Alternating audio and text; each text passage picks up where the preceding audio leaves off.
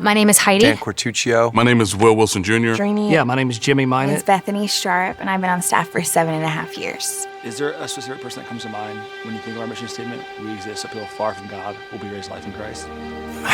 And the story that really comes to mind for me would probably have to be Gabby. Been a part of the youth ministry for a little bit. You know, she got invited by a friend, and just this last summer, right before Youth X, in fact, I think it was the Monday before our summer camp, she actually found out that her mother had taken her own life. And I was so challenged by the conversations that her and her father had. You know, one of the priorities in this season was, you know, what environment she was gonna be in. And they decided that the next day that she had to go to Youth X. Like, that's where God needed her to be, even in the midst of something that was so unimaginable for a teenager to go through. And I remember over the course of those 3 days, she gives her life to Christ on night 1. And night 3, she decided that she wanted to go public in her faith and get baptized.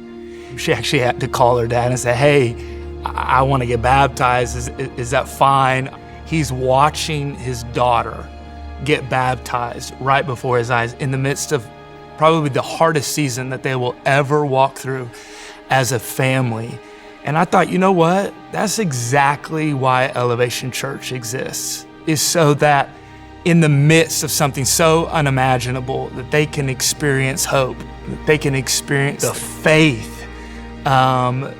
to be able to keep moving forward and keep making the right choices and to keep looking beyond what is happening to them right now. That's why I believe our church exists.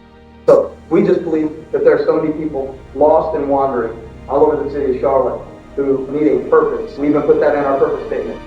So that people who are far from God will be raised up into the abundant life found only in Christ. 2015, at our Blakeney campus, I met an individual named Jerry Frakes. Is my oldest son called Trip. I think about Amber. Victoria Estrada. Jason is an inmate. You know, what I didn't know about Jerry at the time is he was literally going through hell. Been in and out of jail multiple times. Was struggling with addiction and depression and really abusive relationships. She was in multiple back-to-back relationships. They found out the next morning that her cancer had relapsed. She was listening to Graves into Gardens, and that was a confirmation from God that in a moment where she was angry at him, she felt like he still put her back together. And he said, I wanted to thank him for allowing Elevation Church to come into our prison facility.